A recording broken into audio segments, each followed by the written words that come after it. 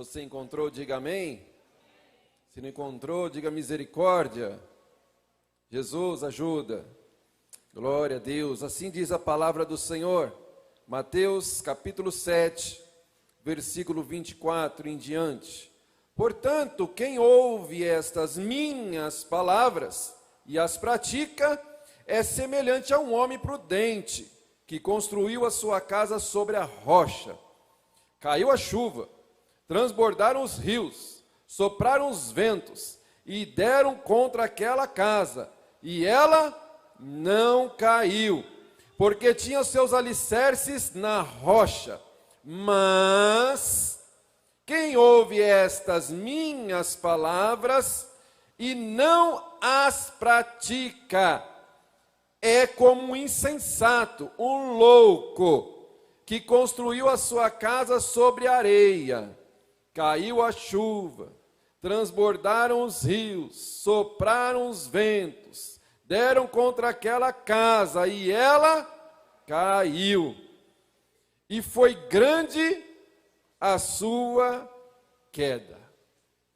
Senhor, nós te louvamos e nós te agradecemos nesta noite por estarmos na tua casa. Pedimos ao Senhor pela tua infinita graça e misericórdia, que o Senhor possa usar a minha vida como um canal de bênção para transmitir a tua palavra ao coração da tua igreja. Fala conosco nesta noite, Senhor, pois nós cremos na tua palavra, nós cremos, ó Pai, que o Senhor ainda nos dias de hoje fala por intermédio desta palavra. Por isso nós te pedimos a tua graça e a tua misericórdia, em nome de Jesus, amém. E graças a Deus. Pode tomar assento, irmãos, louvando, adorando o nome do Senhor.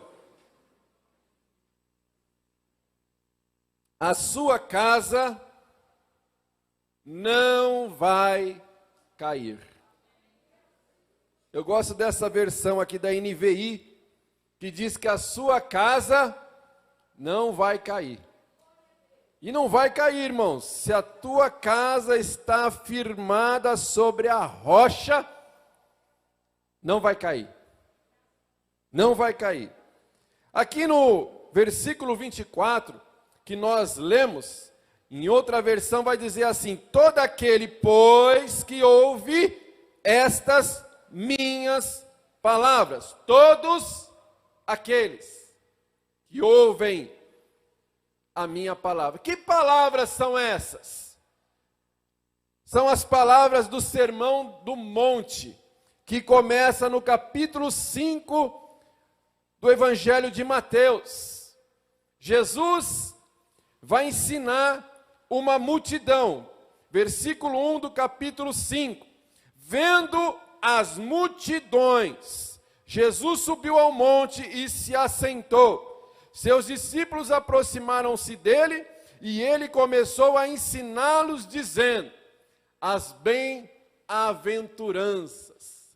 Jesus começa a ensinar as bem-aventuranças. Depois Jesus vai explicar sobre a questão do sal. Depois ele vai explicar a questão da luz, que o sal tem que salgar, a luz tem que iluminar. Jesus vai explicar sobre a questão das nossas atitudes. Ele vai falar: se você for trazer a sua oferta no altar, e você lembrar que você tem alguma coisa para resolver com o seu irmão, se você não perdoou, se você brigou e não perdoou, deixa a oferta no altar, vai se reconciliar com o seu irmão, depois você vai e entrega a sua oferta. E Jesus vai dando vários ensinamentos. Ele vai falar: não dê carta de divórcios para ninguém, exceto por traição, por imoralidade sexual. Nesse caso, está liberado. Fora isso, não tem motivo de divórcio.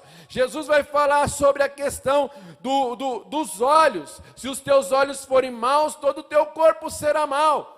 E ele vai dizer: é melhor você entrar lá no céu, faltando um olho, ou melhor, os dois, do que não entrar. É melhor você entrar lá no céu faltando um braço, uma mão, do que você não entrar. E Jesus, ele vai explicando sobre a questão da graça e da lei. E nós muitas vezes enfatizamos que a graça é muito melhor do que a lei, mas quando Jesus vai trazer a revelação da graça, vai nos mostrar que a graça, ela é muito mais pesada do que a lei. Porque vai dizer, se o teu irmão bater na tua face, não é olho por olho, não é dente por dente. Não, se bater na minha face, eu também vou para cima, pastor. Não, Jesus vai dizer, se bate num lado, dê o outro também. E aí Jesus vai falando sobre todas estas coisas aqui no livro, no seu sermão, melhor dizendo, de capítulo 5, capítulo 6, capítulo 7, depois você lê na sua casa, e ele vai terminar justamente aqui no capítulo 7, versículo 29. Ele termina o seu sermão,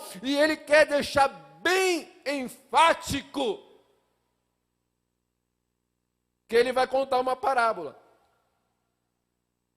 E essa parábola não é só para os discípulos, mas atingiu toda a multidão. E nós lemos aqui que deixa uma lição extraordinária, uma lição maravilhosa para as nossas vidas. Que aqui eu entendi, irmãos, porque tem pessoas que vão na igreja e não mudam. Mas tem outras que vão na igreja e logo quando começam a praticar o evangelho, começam a ler a palavra, tem mudança de vida. Isso me lembra quando eu me converti, porque a melhor coisa que tem na vida de um crente, de um cristão, é ler a Bíblia pela primeira vez. É a melhor coisa do mundo para um crente, é ler a Bíblia toda, de capa a capa, pela primeira vez.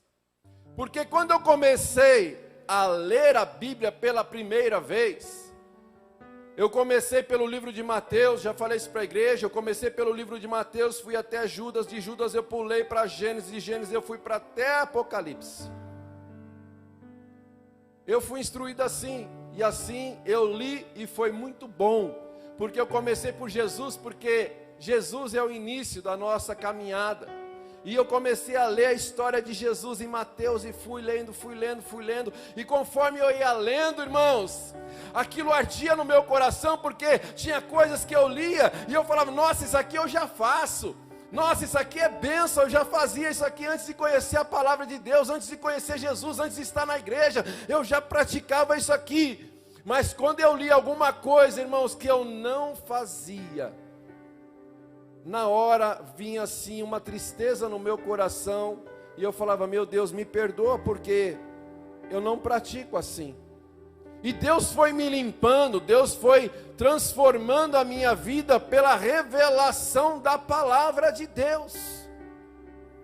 E aí Jesus, depois de ter pregado esse sermão maravilhoso, esse sermão do monte, nesses 3 capítulos, nesses 2 capítulos, melhor dizendo, quando ele termina, ele vai deixar bem claro com essa ilustração que nós lemos aqui, a parábola dos 2 fundamentos, para deixar bem claro, porque tem pessoas que mudam quando frequentam a igreja, quando ouvem o evangelho, quando reconhecem Jesus como Senhor e Salvador das suas vidas, mas outros não mudam, permanecem igualzinho quando não tinha Cristo. Aí as pessoas lá fora vão falar assim, mas você é crente, mas você vai na igreja, você frequenta uma casa de Deus e não tem mudança, você é desse jeito, fala palavrão, é briguento, é fofoqueiro, é futriqueiro, você não muda. Não, para ir na igreja que você vai eu não vou, eu prefiro ficar do jeito que eu estou. Mas Jesus vai ensinar com muito amor, através desta parábola, dos 2 fundamentos. Quantos fundamentos? Não é 3, 4, 5, não, apenas 2 fundamentos, não tem meio termo. Ou é o fundamento na casa na rocha, ou é o fundamento na casa da areia, não tem outro. Como alguém já falou aqui, nesta noite, ou é Baal ou é Deus, não dá para ficar no meio do muro, em cima do muro, não dá para ficar no meio termo, ou você escolhe, Deus é o Senhor, então seguiu. Baal é o Senhor, o mundo é o seu Senhor, então seguiu. Não dá para ser crente mundano, não dá para ser crente aqui dentro e lá fora ser outra coisa. Nós precisamos ser o que nós somos aqui dentro, nós devemos ser também lá fora. Porque é lá fora que nós temos que salgar. É lá fora que nós temos que iluminar. Porque as pessoas lá fora estão esperando alguém para pregar o Evangelho, para que elas possam conhecer Jesus como Senhor e Salvador de suas vidas. São apenas dois fundamentos: os que praticam a palavra e os que não praticam. São apenas esses dois fundamentos. Por isso que tem pessoas como Jô Soares, que diz que já leu a Bíblia várias vezes. Por isso que tem pessoas até mesmo dentro da igreja que já leu a Bíblia toda, mas não pratica o que leu. Conhece a Bíblia. Você fala para ela do versículo, esse aí fala até o endereço. Está lá em Salmo 30, versículo tal. Nossa, você conhece a Bíblia mesmo, mas não pratica o que conhece. É melhor um praticante do que um conhecedor. Porque se você pegar uma pessoa que conhece apenas alguns versículos da Bíblia e os praticam, do que aquele que conhece a Bíblia toda e não pratica nada do que leu. Ele vai ter o conhecimento, mas ele não vai ter a prática da palavra de Deus para a sua vida. Nós precisamos ser praticantes e não ouvintes apenas, pois nós devemos conhecer a palavra e praticar a palavra. Nós precisamos ouvir a pregação e colocá-la em prática. Porque, irmãos, quantas mensagens você já ouviu nesse ano? Quantos capítulos, quantos livros da Bíblia você já leu esse ano? Se eu perguntar para a irmã Nena, eu tenho certeza que ela já leu a Bíblia toda esse ano, não leu? Só esse ano. 4 vezes a irmã Nena leu a Bíblia esse ano. Está vendo? Não perdeu tempo na pandemia, irmão. Ficou lendo a palavra de Deus. Então, irmãos, nós precisamos ler e praticar. Sabe, irmãos, é muito interessante. É muito interessante porque assim, nós lemos a Bíblia, mas aí não praticamos nada. Aí vem o profeta: eis que eu te digo, vaso, desce na olaria, santifica a tua vida, pois eu vou te usar. Aí você fala assim: não, eu preciso me santificar. Deus usou o pastor Walter para falar que eu preciso me santificar, então eu vou me santificar, porque Deus usou o pastor Walter. Irmão, quantos versículos da Bíblia falam para você ser santo porque Deus é santo? Não, mas a Bíblia não tem problema, o que importa é que o profeta falou. Irmão, o profeta nunca vai profetizar alguma coisa que a Bíblia não diz que está na palavra, ele nunca vai dizer o que não está na palavra. O profeta nunca vai dizer o que Deus não disse. Se Deus fala que é para ser santo, seja santo. Ele vai usar o profeta porque você não está obedecendo a palavra. Aí ele vai usar o profeta: ei, santifica a tua vida, porque você não está ouvindo o que ele está dizendo na palavra. Aí ele vai usar o profeta como misericórdia. Aí ele vai usar. Mas ele nunca vai usar o profeta para dizer assim: ó, continua no pecado, porque Deus está te abençoando grandemente. Não, ele nunca vai usar. Esse profeta não é de Deus. Esse profeta aí está no filé mignon, está no frigorífico, mas não está ligado nas coisas de Deus, porque quando Deus fala, é concordância que está na sua palavra. Jamais ele vai entrar em desacordo com a sua palavra. Então, se vir profetizar coisa que não está na palavra, desconfirmam que não foi Deus, não. Deus nunca vai contra a sua palavra, ele vai sempre confirmar aquilo que está na sua palavra. Os dois fundamentos são os obedientes e os desobedientes, os praticantes e os não praticantes. Quando eu me converti, a gente ouvia muito dizer assim, eu mesmo era um desses: eu sou católico não praticante. Porque a gente não praticava. Eu ia na igreja só no dia de casamento e mesmo assim eu ficava do lado de fora da igreja. Eu não entrava na igreja. Entrava, dava uma olhada e depois eu esperava o casamento do lado de fora porque eu queria esperar a festa. Então eu ia, irmão, porque eu não era praticante. Mas tem católicos que são praticantes, conhecedores da palavra. Mas eu não era desses. Eu era não praticante. Mas infelizmente hoje nós estamos vivendo um tempo dos crentes não praticantes, dos evangélicos não praticantes, porque conhece a palavra, conhece o que Deus está falando, mas não obedece nada do que Deus está falando, então ele não é praticante. E é isso que Jesus está falando, irmãos. Ele pregou o sermão da montanha, ele deu ensinamentos fundamentais para a igreja, mas ele disse: não adianta eu ensinar, não adianta eu pregar, não adianta eu escrever e você não praticar. Você precisa praticar aquilo que está na palavra. Ah, pastor, mas isso não é para os dias de hoje. Se dá um tapa na minha cara, eu vou revidar, Senhor. Eu vou revidar. Porque esse braço aqui é convertido, mas esse não é. Não adianta, irmãos. Ou nós somos praticantes, ou não somos servos de Deus. Porque o servo, ele obedece o que Deus manda. O servo é obediente, porque se nós não obedecemos, nós não somos servos, nós que estamos mandando em nossa vida. Mas Deus precisa ser o Senhor das nossas vidas. Ele precisa ser o Senhor. Sabe o que é tão bom no Evangelho? Sabe o que é tão bom em Deus? Porque eu posso estar errando até hoje. Eu posso ter me convertido, 20 anos de crente, errando. Mas se hoje, eu falar assim: meu Deus, quantas vezes eu pisei na bola, quantas vezes eu briguei, quantas vezes eu fofoquei, quantas vezes eu falei mal, quantas vezes eu falei palavrão. Me perdoa, Senhor. Ele já pega na hora e já lança no mar de esquecimento, e daqui para frente ele já não lembra mais nada. Por isso que ele vai dizer lá na carta de Paulo, na carta de Filipenses, capítulo 3, 13: uma coisa eu faço. O que é? Esquecendo o que para trás fica, e começo a avançar para o alvo que é Cristo.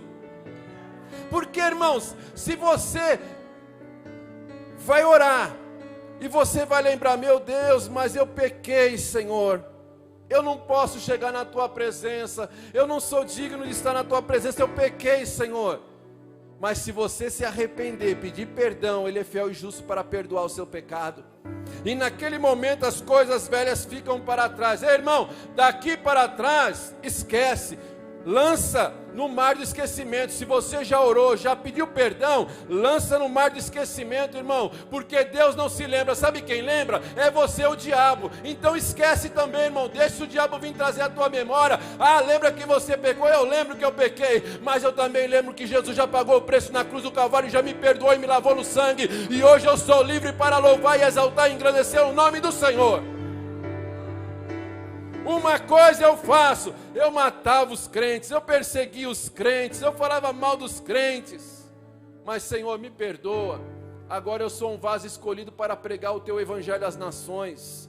E o Senhor perdoou Paulo. Ele falou: uma coisa eu faço, eu esqueço das coisas que para trás ficam, mas eu continuo avançando, continuo indo à frente, pregando o evangelho, anunciando a palavra com a minha vida e com a palavra de Deus, com a minha vida e com a palavra do céu. Eu prego a palavra, seja tempo, seja fora de tempo, eu prego o evangelho. Ei, irmão, Paulo, ele vai dizer nesta carta: alegrai-vos, outra vez vos digo, alegrai-vos. Paulo estava dentro de uma cadeia, dentro de um cárcere, já chegando os dias da sua morte, da sua partida. Mas Paulo vai dizer para a igreja: a igreja, se alegre.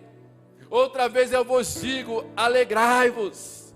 Mas como pode? Ele estava na cadeia, ele estava praticamente já poucos dias da sua partida, da sua morte. Como ele pode animar a igreja dizendo: alegrai-vos se eu estou passando a luta? Como eu posso dizer para você se alegrar? Sabe por que ele dizia para que a igreja pudesse se alegrar? Porque ele sabia que a obra já estava completa, ele já sabia que o seu nome estava escrito no livro da vida, ele já sabia que ele estava indo encontrar com o Senhor na glória, ele já sabia que tudo que ele tinha para fazer ele já tinha feito, e agora só restava ele estar indo para o céu, para encontrar o seu Senhor e o seu Salvador Jesus Cristo. Por isso ele vai alegrar, vai ser a carta da alegria, ele vai se alegrar com esta carta, compartilhando com a igreja de Filipos. Alegrai-vos, alegrai-vos. Jesus diz: a tempestade vai vir para os dois grupos, para aqueles que obedecem à palavra, mas também para aqueles que não obedecem à palavra. Vai vir para os dois grupos. Alguma vez você já disse assim, quando alguma coisa der errado: por que isso só acontece comigo? Você já disse isso? Por que isso só acontece comigo? Cai o copo, quebra. Por que isso só acontece comigo? Você vai lá pegar o carro, o pneu está furado. Por que isso só acontece comigo? Irmão, não acontece só com você não. Acontece com todos, aqueles que estão obedecendo e aqueles que estão desobedecendo. Acontece com os dois. Veja aqui o que o texto vai dizer, no capítulo 7, versículo 25. Caiu a chuva, transbordaram os rios, sopraram os ventos, deram contra aquela casa, e ela não caiu, porque tinha seus alicerces na rocha. A tempestade veio para aqueles que estavam firmes, na obediência. Sim, versículo 27, vai dizer assim: caiu a chuva, transbordaram os rios, sopraram os ventos, deram contra aquela casa, e ela caiu, e grande foi a sua queda. Então, irmão, fica tranquilo que você não é exclusivo nessa luta, nessa tempestade, não. Porque a tempestade vai vir para aqueles que estão na obediência, mas também para aqueles que estão na desobediência. Mas o segredo é aqueles que estão firmes com Cristo, passarão e chegarão do lado de lá cantando o hino da vitória. O segredo é você estar firmado na rocha que é Cristo. É Ele, irmão, é só Ele. Porque o dia mau, vai dizer lá em Efésios capítulo 6, que vai vir para mim e para você. O dia mau vai vir para todos nós, para aqueles que servem, para aqueles que não servem, para aqueles que estão firmes, para aqueles que estão fracos. Vai vir o dia mau para todos, mas aqueles que estão firmes com Cristo, o texto vai continuar dizendo: depois de ter feito tudo, permaneça inabalável. Fica na oração. Fica na oração. Fica na oração, porque depois de ter feito tudo, vai permanecer inabalável na presença do Senhor. A tempestade vai vir para nos provar, irmãos, porque é na tempestade que nós sabemos quem é que está firme com Cristo e quem não está firme com Cristo. É na tempestade. Porque quando não tem tempestade, está todo mundo firme. Aliás, eu já percebi que aqueles que não estão tão firmes, parece que as coisas dão mais certo para eles. Começa a vir na igreja, já recebe bênção, já arruma o varão, a varoa, já troca de carro, compra casa, apartamento. Parece que o negócio na vida daqueles que não são tão firmes, parece que dá mais certo. Mas quando vem a tempestade, aquele que estava firme, porque aquele que estava firme, enquanto o outro estava trabalhando para ganhar, o que estava firme estava vindo na igreja, o que estava firme estava na oração, o que estava firme estava lendo a palavra. Aí quando veio a tempestade na casa de um e na casa do outro, aquele que estava firme permaneceu ali, a luta veio, Veio na casa dele, bateu na casa dele a luta, mas ele ficou firme. Por quê? Porque ele tinha estrutura, ele tinha alicerce. Mas o outro que estava só atrás de bênçãos e vitórias, quando veio a luta, ele falou: não, esse negócio de ser crente não é para mim não. Deixa eu procurar um outro lugar, porque aqui não dá certo não. Olha aí a luta, eu estava tão bem. Olha aí, mas veio luta na minha casa, eu não tenho estrutura para aguentar isso não. Porque aquele que está firme com o Senhor, aquele que tem a sua casa firmada na rocha, vai passar a luta, mas vai contar o testemunho que chegou do lado de lá cantando o hino da vitória. Os praticantes vencerão o dia mau. Os praticantes vencerão no dia mau. A casa dos praticantes não vai cair. A sua casa não vai cair. Essa expressão era muito usada há uns tempos atrás, quando alguma coisa dava errado, quando alguma coisa não dava certo, quando alguma coisa não saía do jeito que nós queríamos. Casa caiu. Sua casa vai cair. A gente dizia, baseado nesse texto, mas você que está firmado na rocha, a sua casa não vai cair. Não vai cair, irmãos, porque aquele que está firmado na palavra de Deus não vai cair. Você vai cantar o hino da vitória. 1 ano e meio de pandemia, e nós estamos aqui firmados com o Senhor. Estamos atravessando uma crise financeira e nós estamos firmados aqui com o Senhor. E nós vamos passar também por essa tempestade. E o nome do Senhor vai ser glorificado depois de tudo isso, irmãos. Porque se nós estivermos fundamentados na palavra, nós venceremos todas essas dificuldades. Agora, se nós estivermos fundamentados no dinheiro, no relacionamento, no trabalho, quando faltar alguma dessas coisas, sabe o que vai acontecer? A casa vai cair. Mas se você está fundamentado na palavra, sua casa não vai cair, porque você vai ter estrutura para passar pelo desemprego, você vai ter estrutura para passar pela enfermidade, você vai ter estrutura para vencer o cartão de crédito, irmão. Cada mês é um milagre, irmão, para pagar essa tal da fatura do cartão de crédito. É uma luta, mas Deus tem dado graça, tem dado vitória, irmão. Ô, irmão, meu Deus, dizem que muitos divórcios acontecem quando a pessoa tem muito dinheiro ou quando tem pouco dinheiro.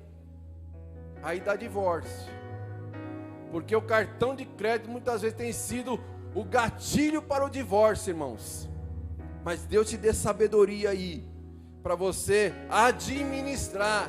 Se você não consegue administrar as tuas finanças no cartão de crédito, joga fora, irmão. Joga fora. Quando eu fui mandado embora de uma empresa uma vez, a primeira coisa que eu fiz quando eu fui mandado embora, eu cheguei lá no banco e falei assim: eu quero fechar a conta, para não ter limite lá no banco, porque senão eu falei, eu vou precisar, vou pegar o limite, depois eu não vou ter como pagar, então cancela a conta.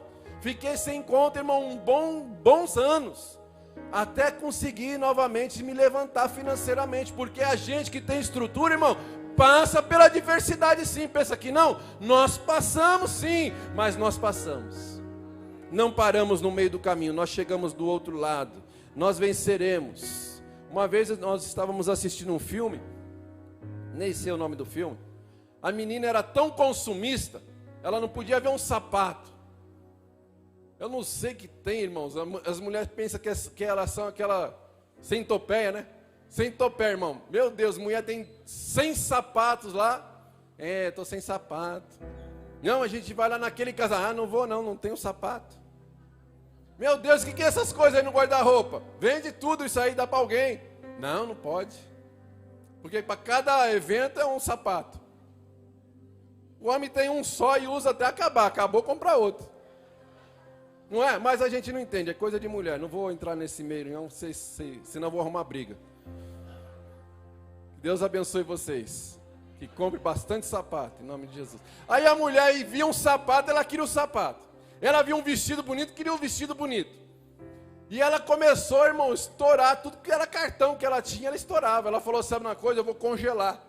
Colocou dentro de um pote de sorvete os cartões e congelou. Não sei se você viu esse filme, eu nem sei o nome do filme. Aí congelou lá os cartões. Aí quando ela precisava, que ela ficava naquela fissura para comprar alguma coisa, ela quebrava para pegar o cartão de volta, irmãos. Irmão, tem hora que não adianta você congelar, tem hora que tem que meter a tesoura mesmo. É cortar, irmão, até você saber usar e administrar o cartão de crédito. Para Deus dar graça. Porque a gente passa pelas adversidades. A gente passa, mas a gente está passando porque Deus está nos dando graça. Jesus prega esse sermão. Depois ele vai comparar a duas casas. Interessante que uma casa foi construída sobre a rocha. A rocha simboliza Cristo. Cristo é a palavra. Então uma casa foi fundamentada na rocha. Outra casa foi fundamentada na areia. E estava tudo maravilhoso. Até que chegou a tempestade.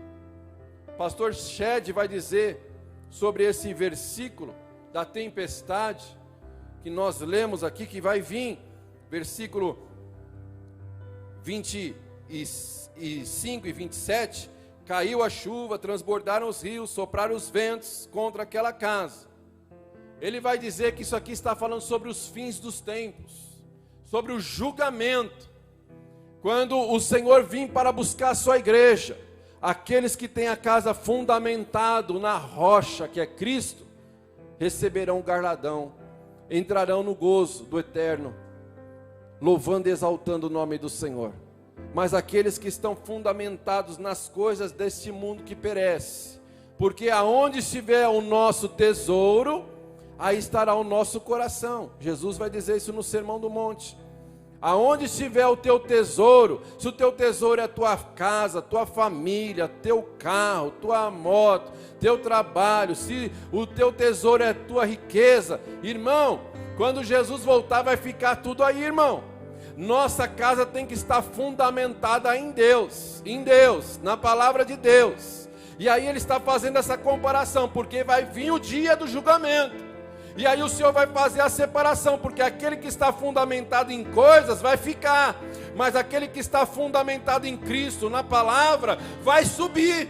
E aonde está fundamentada a tua vida? Na palavra ou na areia? Nas coisas que perecem ou nas coisas que são eternas? Eu estava lendo uma estatística essa semana, e estava dizendo assim: para cada crente tem um desviado. Então imagina, a gente está aqui quase 100 pessoas, tem quase 100 desviados lá fora. Desviados. Não estou falando de pessoas que não conhecem a Cristo. Estou falando de alguém que já entrou na igreja, já se batizou e saiu. Com o passar do tempo foi mudando os nomes. Eu estou afastado do Evangelho. Eu estou desigrejado. Foi mudando os nomes. Mas na verdade, se a vida desta pessoa não está fundamentada na palavra, em Cristo, ela está perecendo.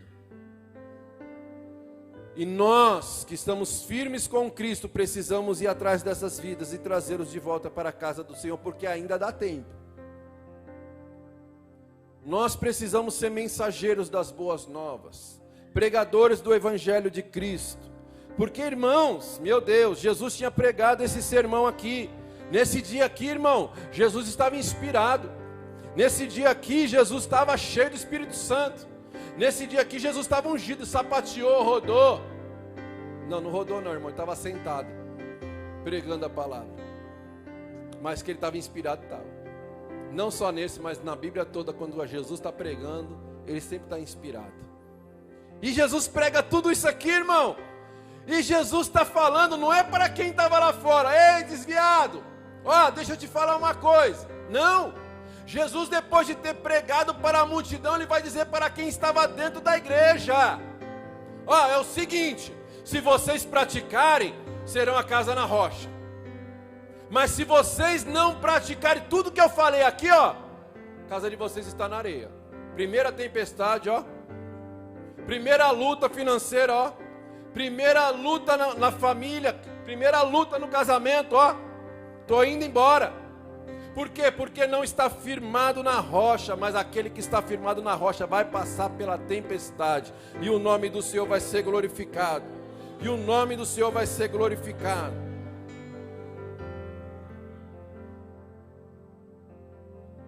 Nós precisamos ouvir a palavra de Deus e praticar a palavra de Deus.